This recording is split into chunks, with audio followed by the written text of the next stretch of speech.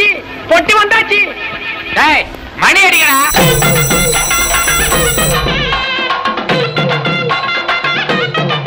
பொட்டி வந்தாச்சு, ஆனால் தமிழ்நாட்டில் வரல. என்னடா படம் பார்க்க முடியலன்னு அடிச்சு பிடிச்சி பெங்களூரில் போய் பார்த்துட்டு வந்தாச்சு. அந்த எக்ஸ்பீரியன்ஸை இப்போ ஷேர் பண்ணுறேன்.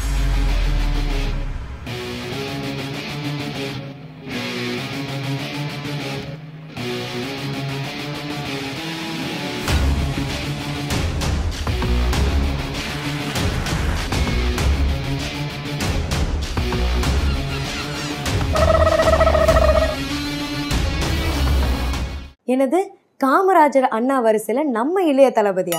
ஆனால் தலைவா பட டைட்டில் சொல்ல வர விஷயம் இதாங்க. செம்ம காமெடியா இருக்குல்ல? இதுக்கே அசந்தா எப்படி? வாங்க ரிவ்யூ பார்க்கலாம்.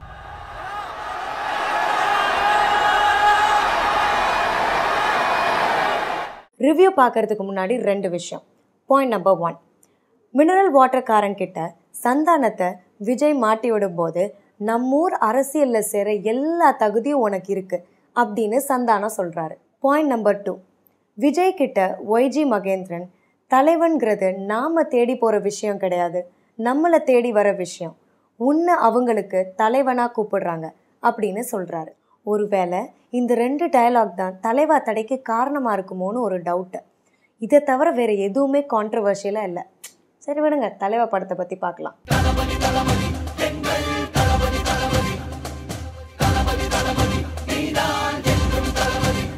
கோலிவுட்ல ஒரு டான் கதை எடுத்தா எப்படி இருக்கும்? மும்பை தாராவியில் நம்ம தமிழர்கள் கஷ்டப்படுவாங்க, அவங்கள காப்பாற்ற பெரியவர் ஒருத்தர் இருப்பாரு, இவங்களோட பையன் அடையாளம் தெரியாத ஒரு ஊர்ல இருப்பாரு, திடீர்னு அப்பாவை வில்லன்கள் கொலை செஞ்சிருவாங்க, ஜீன்ஸ் டிஷர்ட்னு தெரிஞ்ச நம்ம ஹீரோ வேட்டி சட்டைக்கு மாறி பழி வாங்க ஆரம்பிச்சிருவாரு. இதே தாங்க தலைவா படத்துலையும் நடக்குது. என்ன, அப்பா மகன் கேரக்டர்ல சத்யராஜ் விஜய் நடிக்கிறாங்க. நான் இப்போ சொல்லும்போது ஏதோ ஒன்று உங்களுக்கு தோணுதில்ல?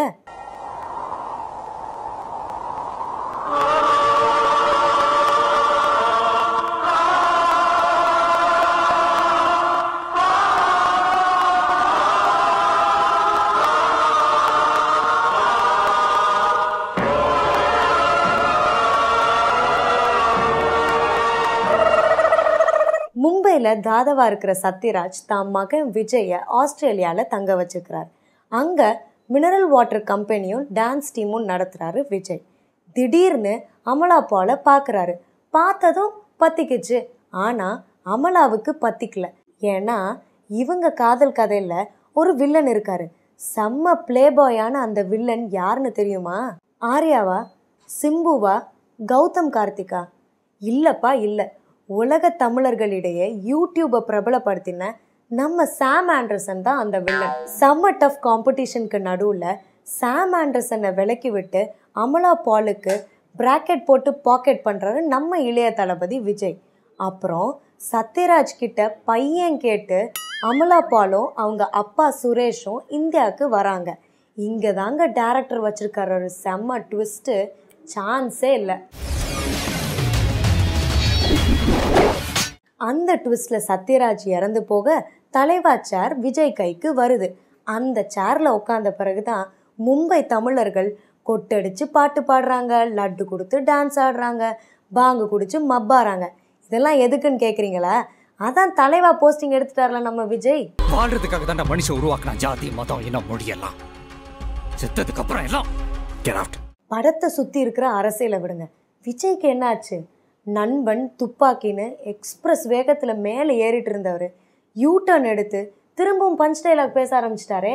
ஆனால் சும்மா சொல்லக்கூடாதுங்க, ஆக்ஷன் அடிதடிக்கு நடுவில் சத்யராஜ் இறக்கும் போது கொடுக்குற ரியாக்ஷன்லையும் சரி, முறையாக கத்திய கையில் தூக்கும் போது கண்ணில் கொடுக்குற எக்ஸ்பிரஷன்லையும் சரி, கலக்கிட்டீங்க ப்ரோ.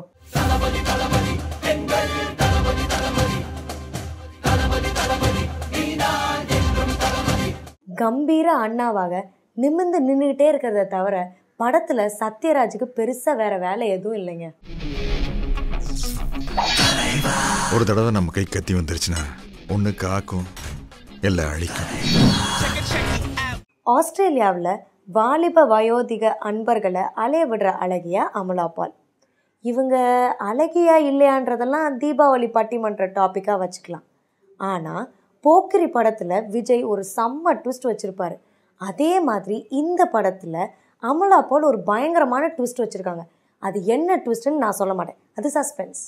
யார் இந்த சாலையோரம் பூக்கள் வைத்தது, காற்றில் எங்கெங்கும் வாசம் வீசுது, யார் இந்த வார்த்தை மீது மௌனம் வைத்தது, இன்று பேசாமல் கண்கள் பேசுது. வழக்கம் போல ஹீரோவோட ஃப்ரெண்டா சந்தானம் ரைமிங் காமெடியை குறைச்சு விஜய் உட்பட எல்லாரையும் கலாய்ச்சு செகண்ட் ஹாஃப்லையும் சிரிக்க வச்சிருக்கிறாரு சந்தானம். டான்ஸ்லாம் ரொம்ப கஷ்டம் ப்ரோ.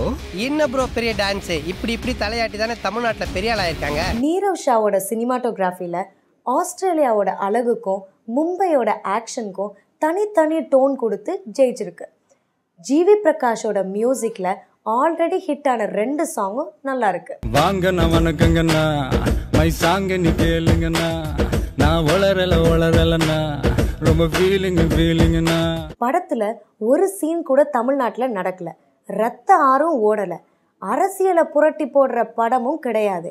மும்பைல இருக்கிறவங்கள திட்டுற டைலாக்ஸுக்காக ஒருவேளை மும்பை அரசு படத்துக்கு தடை விதிச்சிருந்தா கூட அதுல ஒரு அர்த்தம் இருக்கு.